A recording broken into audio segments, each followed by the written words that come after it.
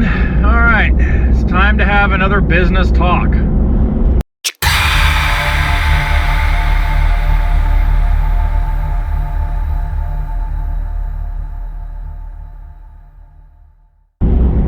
So, you don't like talking? Move on.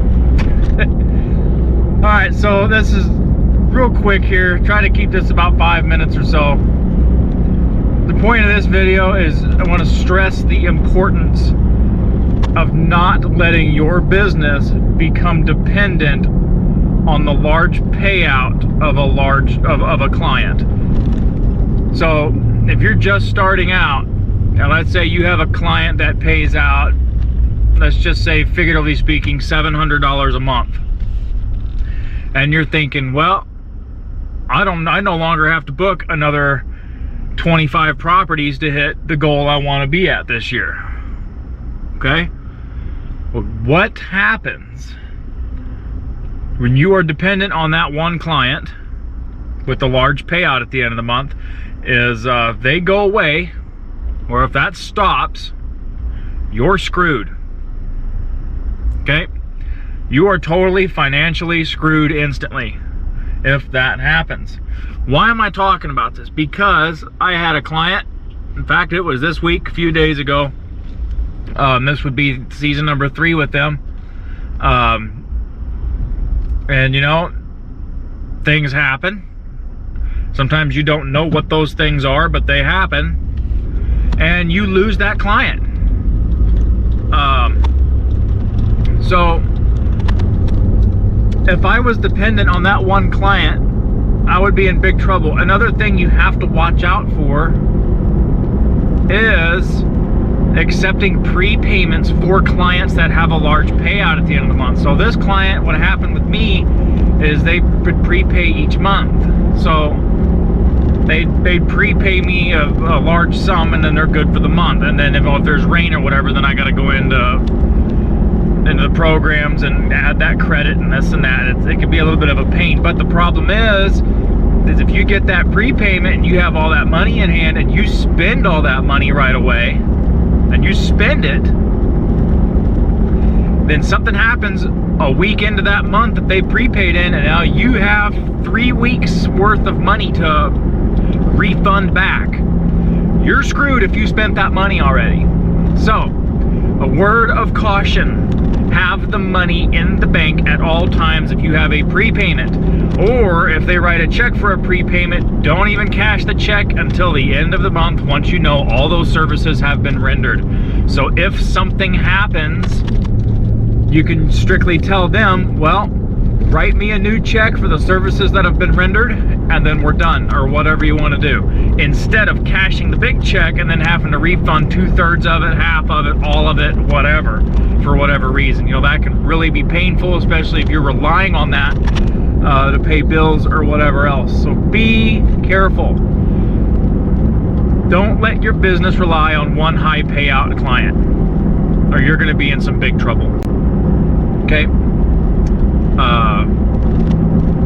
That's pretty much the moral of the story. Don't screw yourself, guys. Use your head. Watch out on the prepayments and watch out on the big clients, and don't get naive and too comfortable. Never get too comfortable with a client, no matter how friendly they may be. Things can instantly change with that person, and you can be out that money and that client just like that. I thought I was in pretty good with this client, you know, for two years, past 2 years, and then, you know, up until now, this video, the date on this video, everything has been great. Excellent client. In fact, they were my best client. The payouts were easy. They always paid on time. They'd either prepay or whatever. I mean, they're always very pleasant to talk to. And then all of a sudden, you know, a page turns in the book, and then you as the service provider can become one of the worst things that's ever happened to them out of nowhere. And you don't always know the reason, you don't know the cause, but the thing is that it can happen. So my lesson, what did I learn from this, is from now on, strictly with customers, There ain't gonna be no more talking about anything except for the service. This is what I'm here for. Hi, bye. That's it. It's not gonna be, it's no longer gonna be, how is your day? How is the winter time for you guys? No, that's done. That is done. Building rapport means nothing to people. Okay?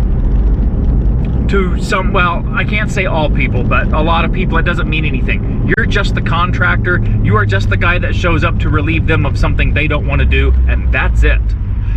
Keith Kalfas or Kalifas or whatever his last name is, he spoke about this before too. Because these people you're working for, they don't care. They could care less about you. They could care less about what's going on. All they care about is that you are getting rid of a problem that they don't want to deal with. Okay?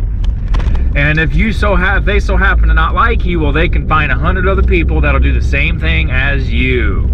I think the big factor with me and this client is that it was the big 3-acre property of mine, the big one, my favorite property, the one I love to cut. I was charging $150 per cut on that property. Okay. I want you guys right now to comment down below. 3.5 acres. You're looking at 30,000 square foot of fencing. You're looking at all sorts of stuff to trim around the back. Just watch my video on that. 1 man, 1 mower, 3 acres. Watch that video real quick, or skim through it. Tell me what you guys would price that property at. I really want to know. What would you guys price that property at? Because we have a big company right here in town. And they are going to cut, trim, and blow, basically full service on this property.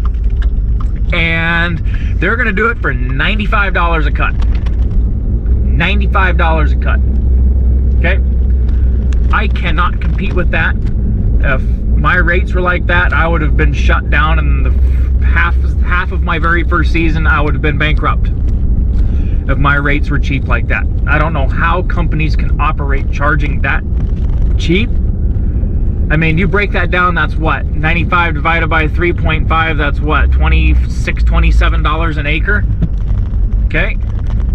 I don't get it. Let me know what you guys would charge. I'm done rambling. You guys get my point. Show up, explain your service, get the deal. That's it. Nothing more than a hello, how's it going? That's it with people. Okay? Don't allow your business to be dependent on any one client. Do not do it. Always keep many things in your basket just in case something falls through like this. Luckily, I have enough to where this doesn't hurt me at all.